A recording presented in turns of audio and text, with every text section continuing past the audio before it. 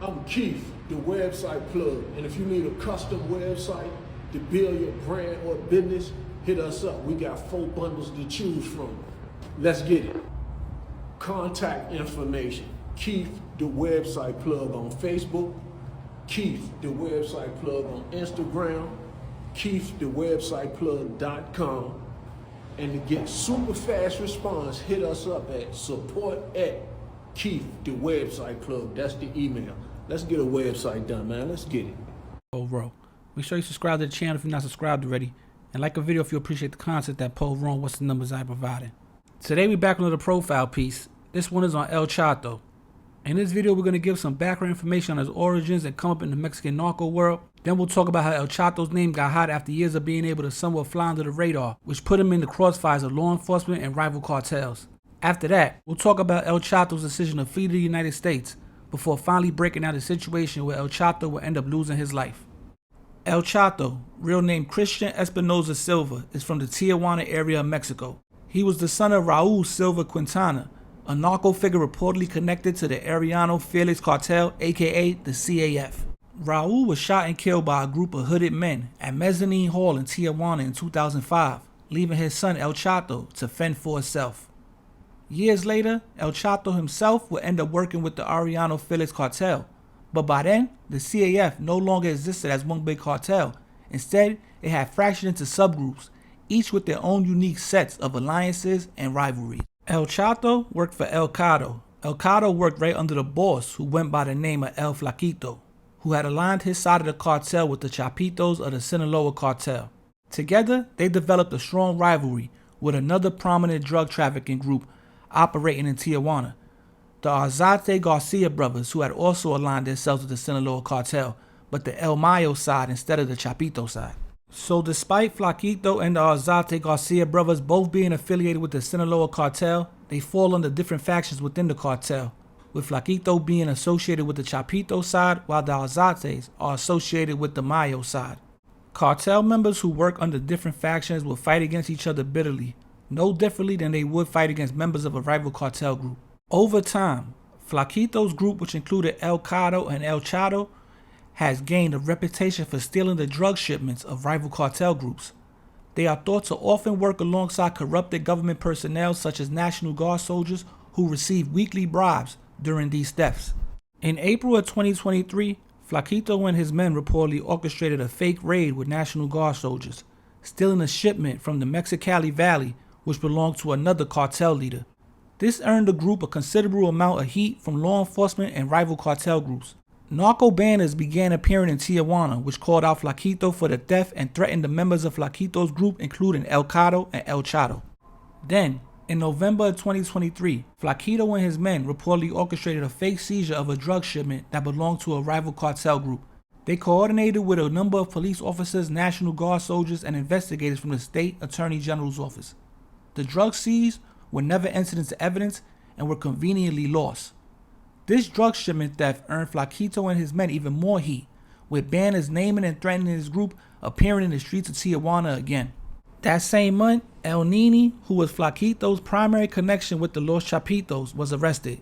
People began to wonder if El Flaquito would continue to work with Los Chapitos after the arrest of El Nini, since Flaquito and Nini had been friends since their early days of their criminal careers.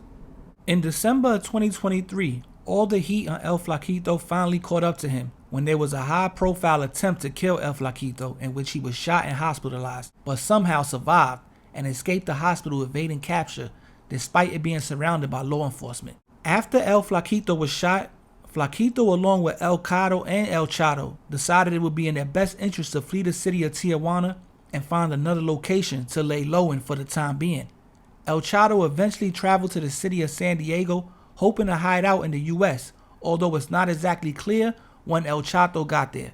But unfortunately for him, San Diego wasn't safe or far enough from Mexico, because on February 17, 2024, El Chato would be shot and killed when a man approached his vehicle and shot it up as it turned off Noble Drive in the University City neighborhood of San Diego. The vehicle, a BMW X6, was pulling into the parking garage of the Palisades apartment when the killer approached and opened fire. El Chato and an unknown 39-year-old man were both shot, with Chato dying and the unidentified man surviving. The shooter fled on foot after the shooting and has yet to be caught. El Chato was 35 years old at the time of his death. But yo, it's What's the Numbers TV. This is a quick profile piece on El Chato. Real name Christopher Espinoza Silva. Now, like I say, he's a narco figure out of Mexico, cartel member out of Mexico. Was on the run basically from rival cartels who wanted his head, which wanted him dead. Now, at first, he went to hide out in Mexico City. This is the reports they got. But they got word back that the rivals knew where they were and was sending people to come kill them. After that is when El Chato allegedly, went to San Diego, which is where he got killed. Now, he has an Instagram famous girlfriend that's from Mexico. She's probably pretty famous. She used to date one of the Chapitos, which is Ivan, which is supposedly looked at as one of the bosses. She dated him before, and then she was El Chato's girl for like 7 years. She was posting all over as far as like being here, being there, being in San Diego. So people thinking maybe they got the drop on him, from his girlfriend's Instagram account, following her Instagram account, just assuming that they was together.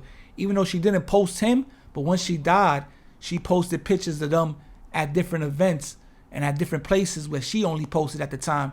And now people are kind of like putting a timeline of where he was at. So, that's one of the narratives that they probably got his location from following his girlfriend's Instagram account.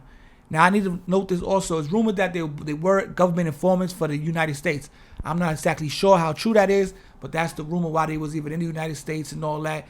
Now, the El Chato, he got a history of snitching before, but was welcomed back into the cartel by Flaquito. I don't know, in Mexico, I guess it's not shunned upon as much and was still in the good graces of the cartel, at least from Flaquito, who was the boss. Now, they also saying that Chato was also an informant. I don't know. That's not out. That's not like, it's not proven to be 100% true, but that's a running narrative also that they was, government informants, which is why they was even in the United States. Because some people assume that the 39-year-old man that was unidentified is assumed to be El Chato. Supposedly they was there together, hiding out in San Diego, but we're not sure yet because it hasn't been released that was the actual 39-year-old is El Chato. But that's what people were saying, that the 39-year-old was El Chato, 35 was El Chato. They was together when they shot him. Now, they raided an apartment in a building that they was heading into a few days after the shooting. Supposedly they had some type of connection to what was going on. It was a cartel, either a safe net, a hideout crib or something. But they raided a crib in the apartment in the building, in the Palisades apartments that they was pulling into that day that they was shot and killed. El Flaquito, he's still alive somewhere. He's the boss of their little circle. He was doing his thing, getting money out there, robbing shit left and right. So he's still alive. He's not in the United States. I think he's still somewhere hiding in Mexico. And there's no rumors of him cooperating with the government and us. We're not sure. But that's what's going on out there. Like I said, these cartel profile pieces is one in a million. I did this one because it trickled over into the United States. But, I could do a whole bunch of these. But I wanted to do this one because the violence actually trickled from Mexico into the United States where he ended up getting killed. So I hope you guys appreciate this content. Something different. Once again, only one with this story. What's Numbers TV. We love doing different stories, different areas, and different figures in the underworld. You understand what I'm saying? So this is one of them, a Mexican cartel figure by the name of El Chato, who was shot and killed in San Diego, man. We on our way to 100K. Subscribe to the channel. We 98,000 strong, less than 2,000 away from that 100K mark. Appreciate all the supporters. If you haven't subscribed, make sure you subscribe because I looked at my analytics. More than 50% of the people that come to watch the videos aren't subscribed. So if y'all all just take the time to subscribe, y'all have me way over 100K, man. So, if you listen to this video, you this far into the video, just subscribe to the channel, man. It helps the channel a lot, helps us grow and reach certain plateaus that we're trying to hit. Go follow the Instagram, What's Numbers TV. Follow my co-host on the channel, Batty Bills. On Instagram, salute to Federal A. Any business, Poro, What's the Numbers at yahoo.com. And I'll be back before you know it, man. I'm out of here. Peace.